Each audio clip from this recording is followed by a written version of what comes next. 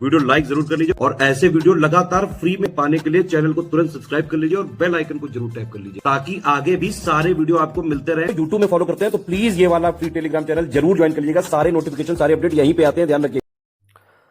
साथियों, एमएसपी के मुद्दे को लेकर के किसान एक बार फिर से धरने पर बैठ चुके हैं और दिल्ली आने की तैयारी कर रहे हैं। तो आज के इस छोटे से वीडियो में मैं आपको ये बताऊंगा कि आखिरकार एमएसपी क्या होता है और एमएसपी कितनी फसलों पर दिया जाता है और एमएसपी कौन देता है और एमएसपी कैलकुलेट करने का तरीका क्या है। क्योंकि ये देखिए करंट का भी टॉपिक है, तो अब जितने भी एग्जाम होंगे उनमें एमएसपी से सवाल जरूर आएगा।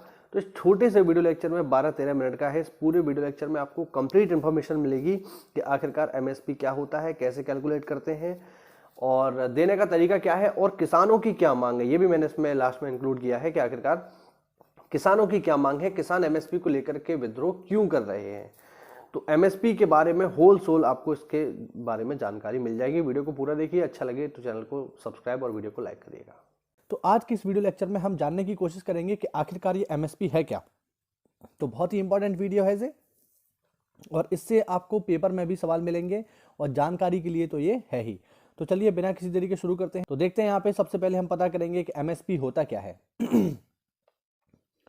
तो विद्यार्थियों, एमएसपी की फुल फॉर्म है मिनिमम सपोर्ट प्राइस। जैसा कि आप देख पा रहे होंगे, एमएसपी की फुल फॉर्म होती है मिनिमम सपोर्ट प्राइस। हिंदी में इसे कहते हैं न्यूनतम समर्थन मूल्य। तो सबसे पहले हम ये जानने की कोशिश करेंगे कि आखिरकार एमएसपी होता क्या है, न्यूनतम समर्थन मूल्य क्या होता है। तो विद्यार्थियों, सरकार क्या करती है, सरकार प्रत्येक फसल चक्र के पहले हमारे यहाँ पर मूल रूप से 2 बड़े फसल चक्र चलते हैं, वैसे तो 3 चलते हैं। वो होते हैं खरीफ, रबी और जायद। तो यहाँ पर सरकार क्या करती है कि 2 बड़े फसल चक्र जो होते हैं जिनके नाम है खरीफ और रबी, उनकी बुवाई से पहले उनकी फसलों के लिए विशेष न्यूनतम समर्थन मूल्य जारी करती है। ठीक है, तो सरकार क्या करती है, प्रतिवर्ष किसानों की विभिन्न फसलों के लिए न्यूनतम समर्थन मूल्य जारी करती है। और क्यों करती है, इसलिए करती है जिससे किसानों को उनकी फसल का उचित मूल्य मिल सके और वे बाजार के प्रभावों से मुक्त रहें। तो सरकार क्या करती है, सरकार विद्यार्थियों जैसे ही फसल बोई जाएगी तो फसल के बोए जाने के समय ही सरकार उस फसल का एक मूल्य निर्धारित कर देगी, एक न्यूनतम समर्थन मूल्य निर्धारित कर देगी। इसी न्यूनतम समर्थन मूल्य को हम एमएसपी कहते हैं। अब इससे होता क्या है या सरकार ऐसा क्यों करती है। तो सरकार इसलिए ऐसा करती है कि पहले तो किसान को उसकी फसल का उचित मूल्य मिल सके।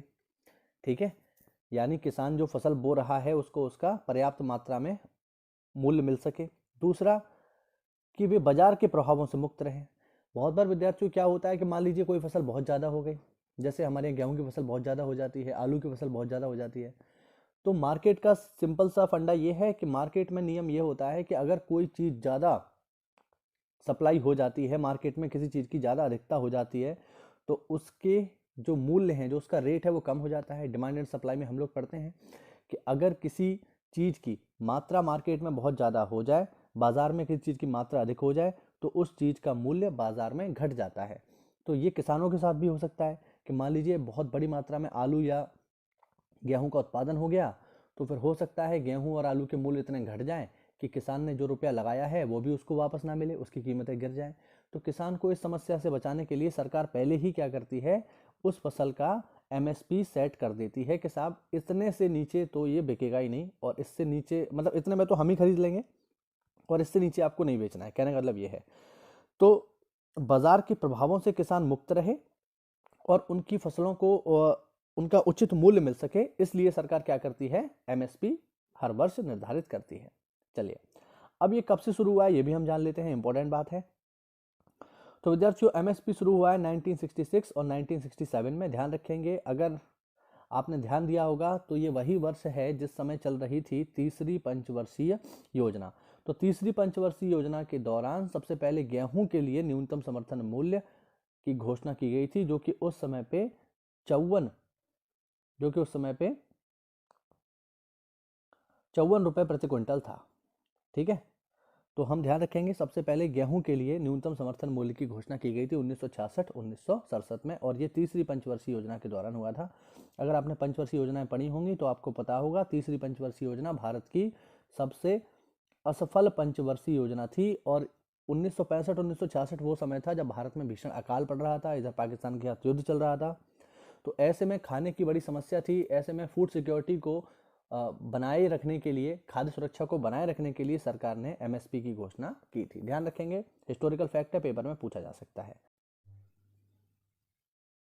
चलिए अब हम देखते हैं एमएसपी की सिफारिश कौन करता है, सरकार को कौन बताता है कि किस फसल का एमएसपी कितना होना चाहिए। ध्यान रखेंगे, अब हम यहाँ पर यह पता करने की कोशिश करेंगे कि सरकार को ये कौन बताता है किस फसल का एमएसपी कितना होगा।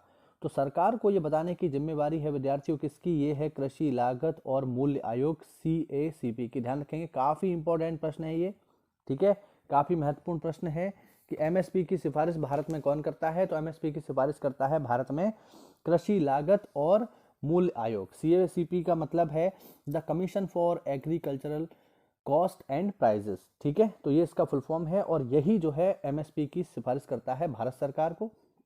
उसके बाद भारत सरकार की जो कमेटी है जिसका नाम है कैबिनेट कमेटी और इकोनॉमिक अफेयर्स, ये अंतिम रूप से घोषणा कर देती है कि किस फसल का एमएसपी कितना होगा। अब हम ये भी जान लेते हैं कि वर्तमान में कुल कितनी फसलों के लिए एमएसपी भारत सरकार जारी करती है।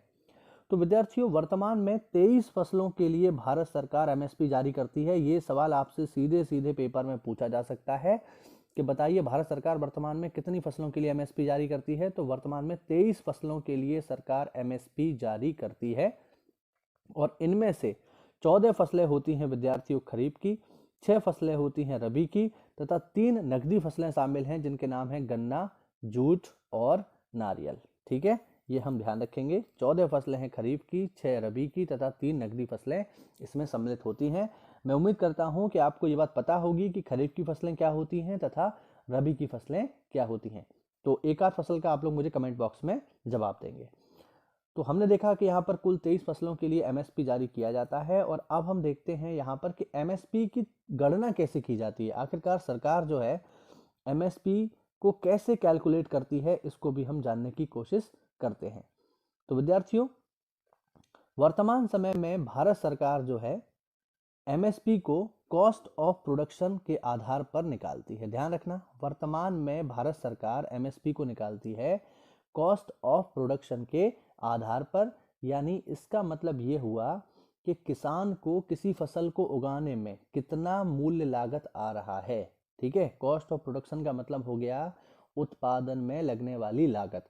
तो मान लो गेहूं को उसे उगाने में कितना खर्चा आ रहा है, 1 क्विंटल गेहूं को उगाने में कितना खर्चा आ रहा है, इस आधार पर सरकार एमएसपी कैलकुलेट करती है।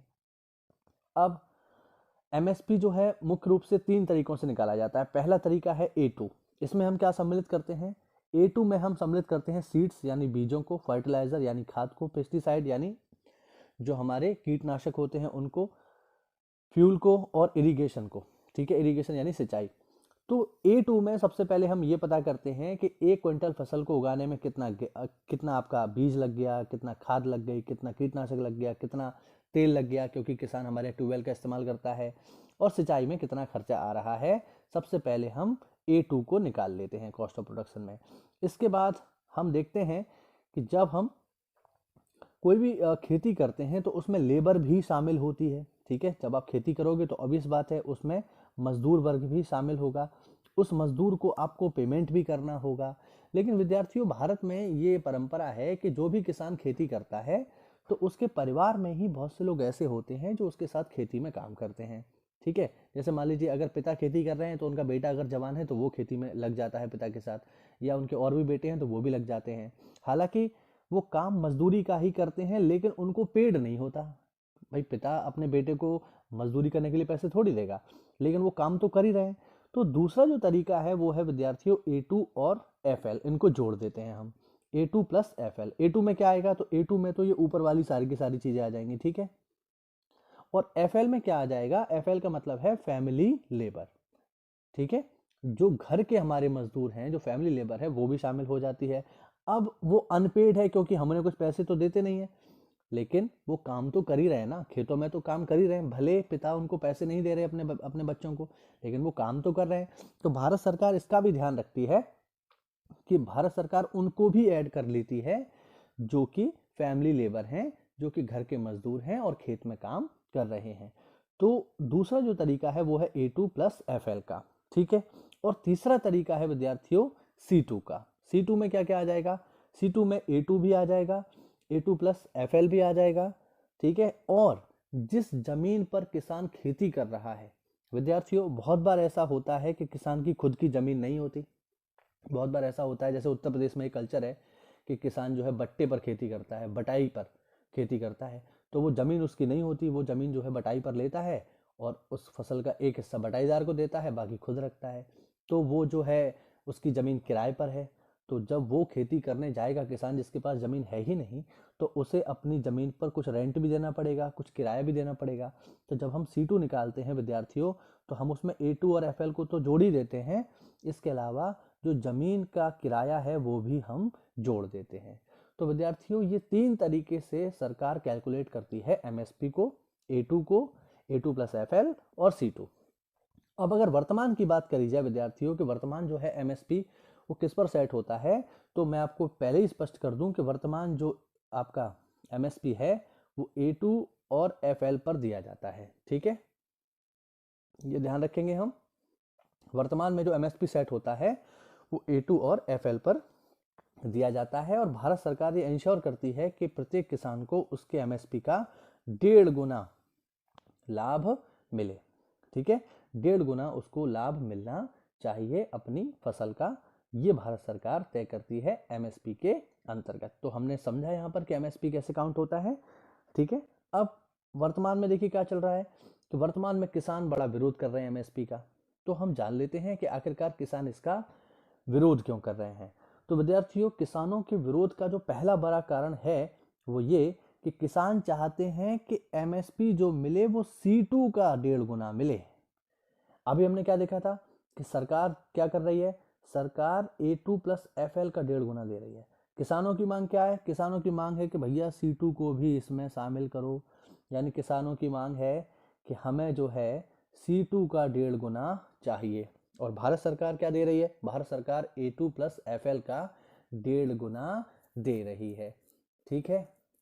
यानी अगर मान लीजिए आपने 100 रुपये में अगर मान लीजिए आप गेहूं उगा रहे हो प्रति क्विंटल, तो जब आप बेचने जाओगे तो सरकार आपको 150 रुपये में खरीद लेगी, ये है।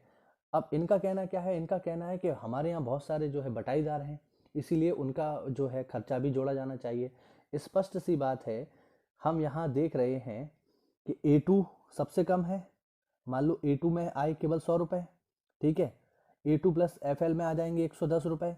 और जब हम C2 को भी जोड़ देंगे तो ऑब्वियस बात है ये रकम बढ़ जाएगी, हो सकता है ये 150 तक पहुंच जाए।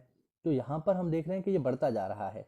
किसानों की मांग केवल इतनी सी है कि हमें जो MSP चाहिए वो C2 पर 1.5 गुना चाहिए। पहला तो मांग ये है, बिल्कुल जायज़ मांग है, ऐसा होना चाहिए। दूसरा अगर हम देखें तो दूसरा ये है कि वर्तमान में जो MSP है, जो मिनिमम सपोर्ट प्राइस है, ये केवल नीति है, ये सरकार की एक नीति है, ये कोई कानून नहीं है। अतः सरकार MSP पर फसल खरीदने के लिए बाध्य नहीं है, ये हम ध्यान रखेंगे। मान लो अगली सरकार आए और वो ये कह दे कि साहब हम MSP इस बार जारी ही नहीं कर रहे, तो कोई कुछ कर नहीं पाएगा। आप इस आधार पर कोर्ट नहीं जा सकते कि साहब सरकार MSP जारी नहीं कर रही है, क्यों, ये कोई कानून नहीं है। अब किसान क्या चाहते हैं, किसान चाहते हैं कि इस MSP को कानूनी दर्जा दिया जाए, यानी इसको बाकायदा एक कानून बना दिया जाए। कानून बना दिया जाएगा तो सरकार बाध्य होगी फिर MSP पर फसल खरीदने के लिए। और अगर किसी किसान की फसल को MSP पर नहीं खरीदा जाता है तो वो फिर कोर्ट का सहारा भी ले सकता है। वर्तमान में ये नियम है नहीं, इसीलिए किसान ये कह रहे हैं कि हमें जो है MSP को कानून का दर्जा दे देना चाहिए। तो ये सारी चीज़ें जो हैं चल रही हैं MSP को लेकर।